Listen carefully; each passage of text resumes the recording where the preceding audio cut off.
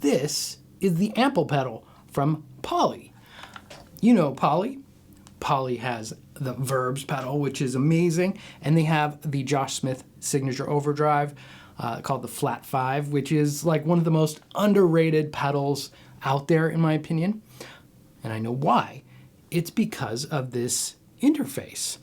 The Flat 5 sounds amazing, but it has a super high-tech interface. So if you want to add gain, you touch and the lights go up or down.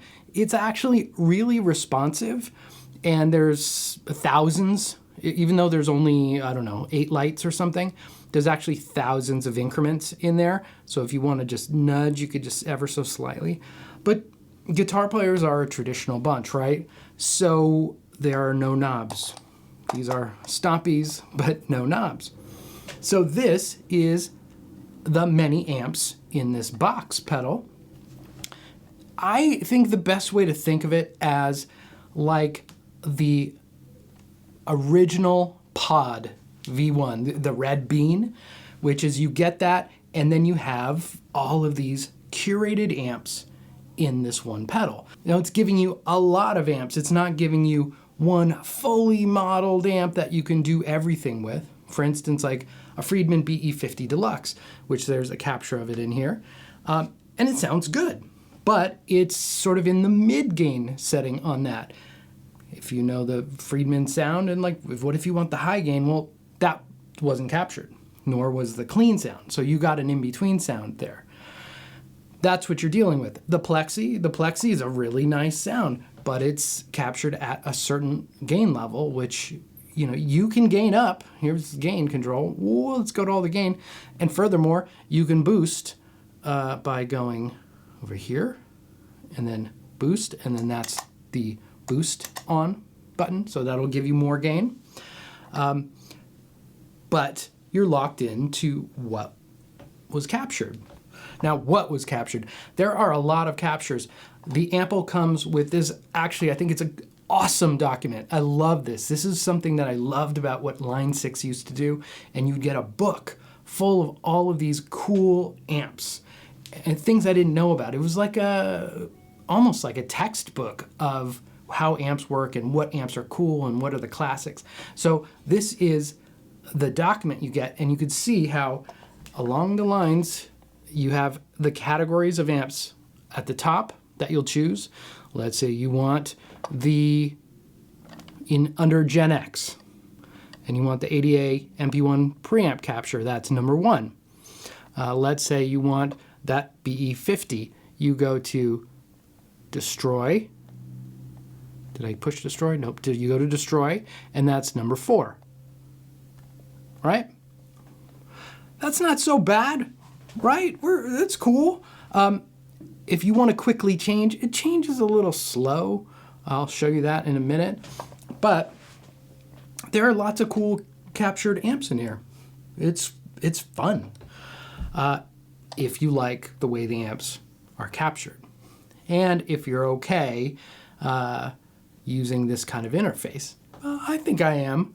I gotta be honest, there are times where I was frustrated. Let me show you why. The easiest one is, let's say we're on this BE50, right?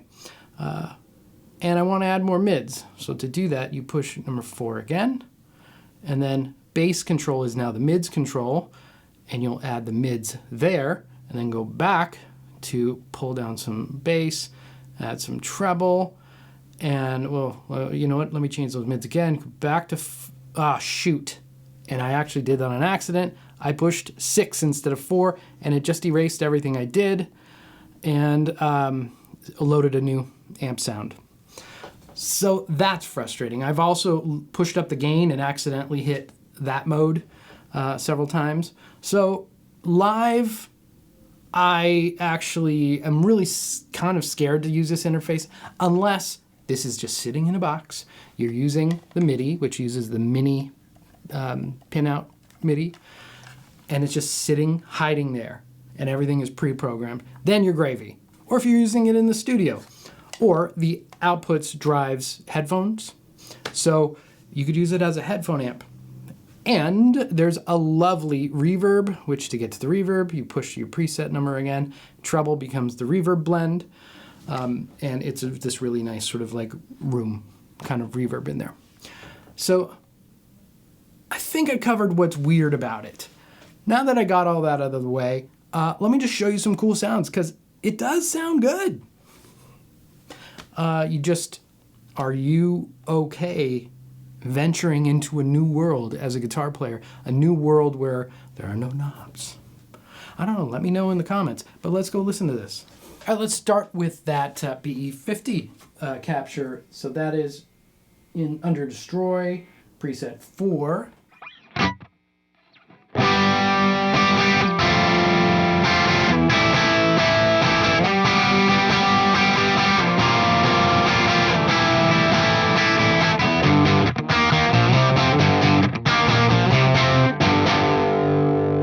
Let's get a little more gain out of it.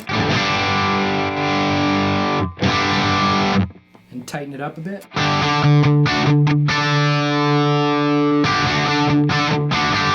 Let's get some more mids. Now you have to be careful to not accidentally touch 2 or 6.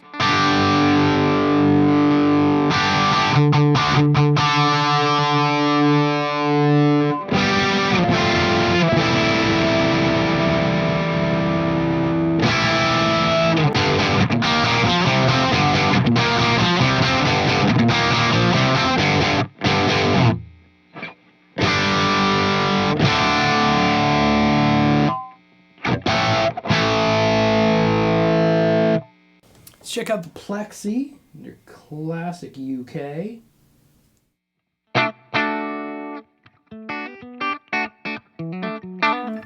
Very clean.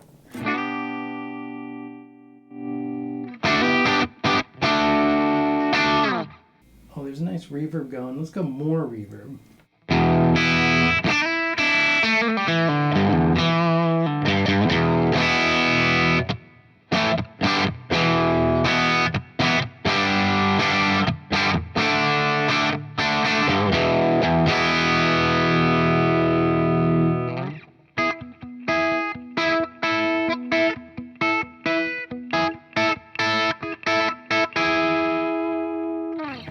That's quite nice. Let's go to the ADA MP1 under Gen X.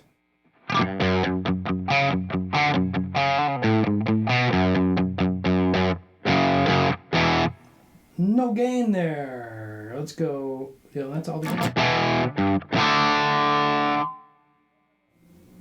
I'm in the alternate menu, so I gotta go back to the front page.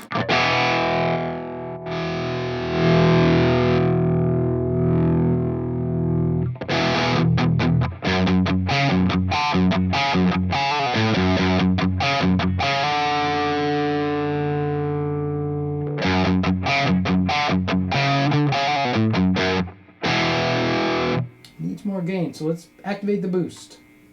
Boost is over here, so that's on this button.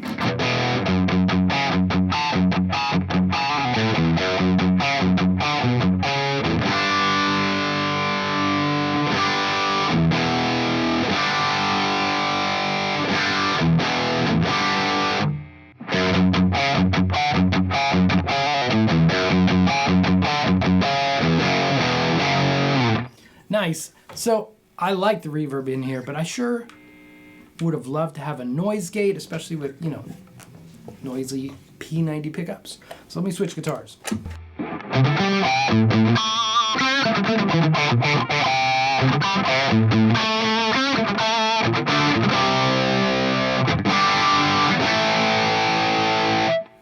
Almost. I'll give that one an almost. There's a JCM 800 in here. Nice. That is number 2. Whoa. That is the cleanest JCM 800. Okay, let's gain that up.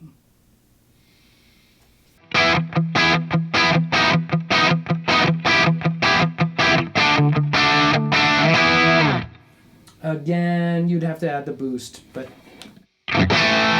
the core tone is nice, just not enough gain. Let's go to a 5150, that's got gain. Come on, there we go.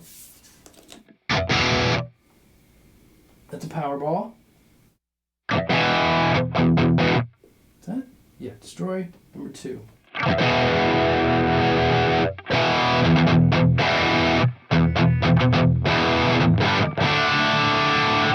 It's a little mid-rangey.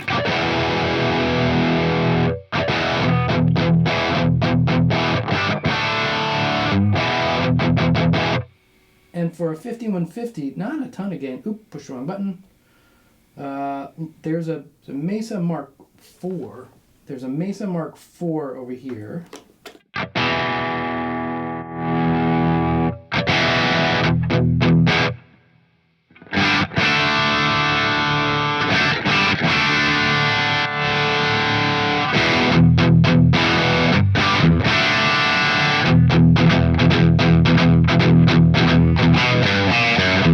Too much flubby bottom. And then not enough bass.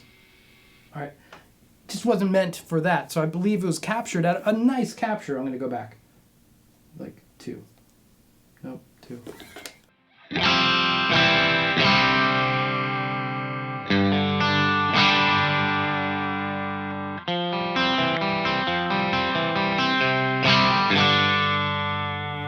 So that's really lovely, but if your idea of a Mark IV is John, you're not going to squeeze it out of that kind of tone.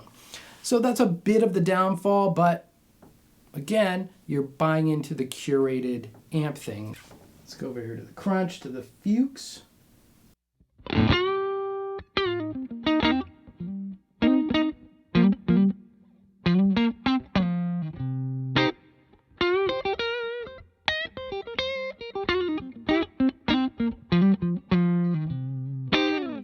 That's really nice. There's a really nice Showman.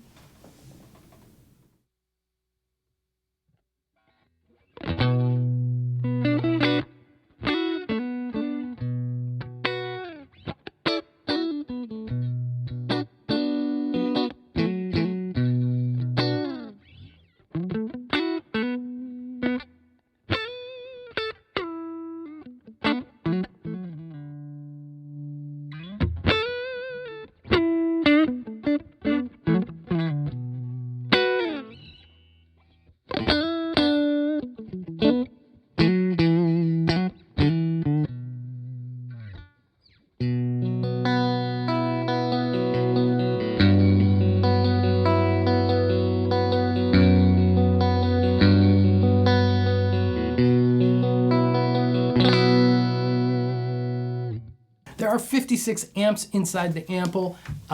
You cannot add any. You're locked into what that is.